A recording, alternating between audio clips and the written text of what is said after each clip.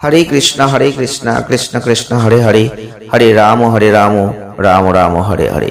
নমস্কার দর্শক বন্ধু, আজকে আরো একটি নতুন ভিডিও আপনাদের জন্য। আর আজকের ভিডিওটি নিয়ে এলাম মাসিক রাশিফল মে 2026 কেমন যাবে। আর আজকে আমরা আলোচনা করব মেষ রাশি বা এরিস সাইনকে নিয়ে।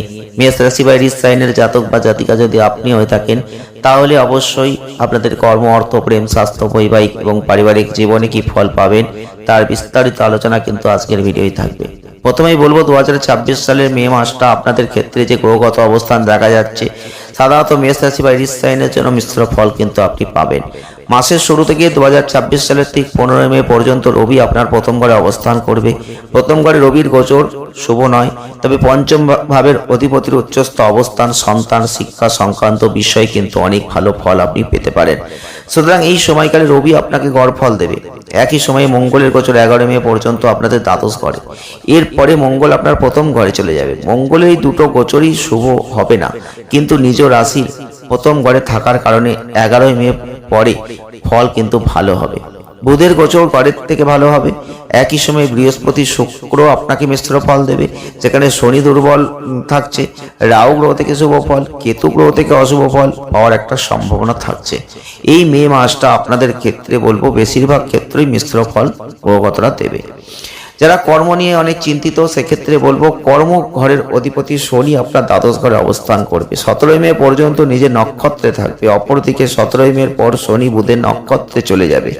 আর 17 মের আগের সময়টা অপ্রয়োজনীয় ছোটাছুটি করতে হবে। আপনার কঠোর পরিশ্রমের তুলনায় ফলাফল দুর্বল হবে, কিন্তু 17 মের পর আপনি ব্যবসা সংক্রান্ত বিষয়ে প্রচুর লাভবান হবেন।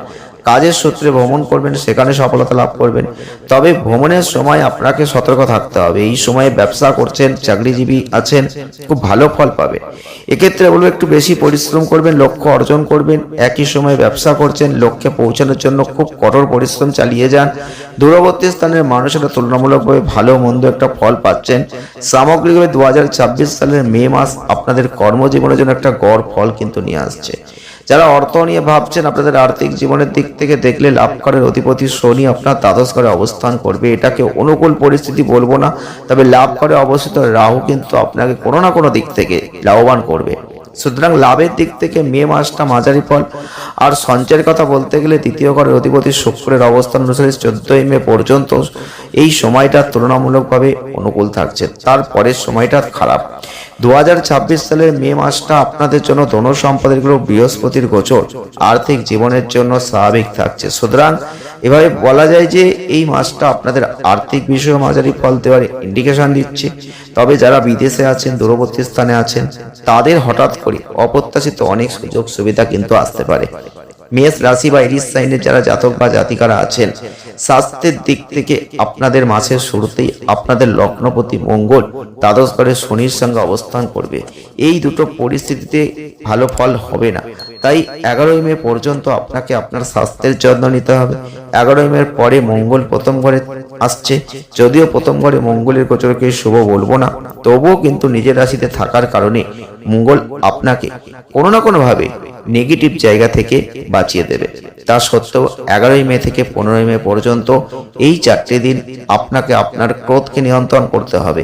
এই সময় আপনি আপনার মাথা ব্যথা, চোখে জ্বালা পড়া, জ্বর এই ধরনের সমস্যায় ভুগতে পারেন। ষষ্ঠ ঘরের অধিপতি বুধ এবং স্বাস্থ্যের জন্য দায়ী গ্রহ রবি আপনাকে মিশ্র ফল দেবে। আর এই পরিস্থিতিতে স্বাস্থ্যের দিক থেকে মাসটা কিন্তু মিশ্র হচ্ছে। মাসের প্রথম দিকটাই আপনাকে স্বাস্থ্যের প্রতি বিশেষ মনোযোগ কিন্তু দিতে হবে, যদিও দ্বিতীয়ার্ধটা স্বাভাবিক থাকছে। যারা প্রেম করছেন, দাম্পত্য জীবনে আছেন, আপনাদের পঞ্চম ভাবের অধিপতি রবির অবস্থান কিছুটা দুর্বল থাকছে, বিশেষ করে 15 মে পর্যন্ত। এই সময়ে রবি শুধু দ্বাদশ ভাবেই থাকবেন তা কিন্তু নয়, শনির প্রভাবেও থাকছেন।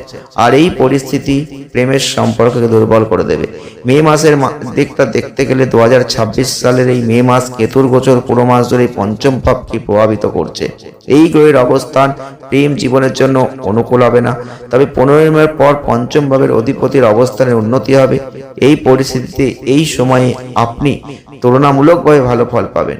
মে মাসটা আপনাদের জন্য প্রেম সম্পর্কের জন্য দায়ী গো। শুক্রের গোচরটাও প্রেম জীবনের জন্য মাঝারি থাকছে, সুতরাং এই মাসটা প্রেম জীবনের জন্য মাঝারি হবেই।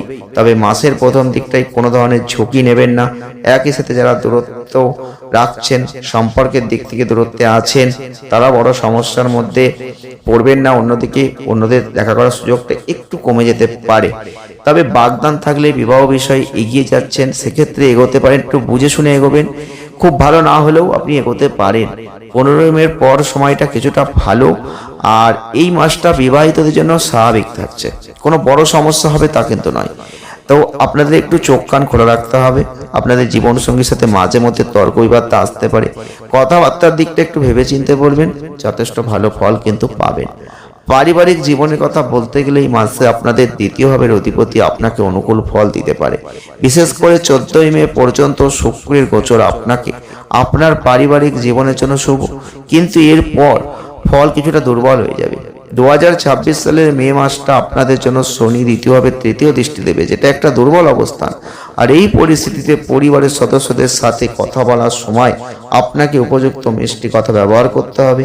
চতুর্থ ভাব 11 মে পর্যন্ত অনুকূল, কোনো গ্রহেরই এই ভাবের উপর সরাসরি কোনো নেগেটিভ ফল দিচ্ছে না।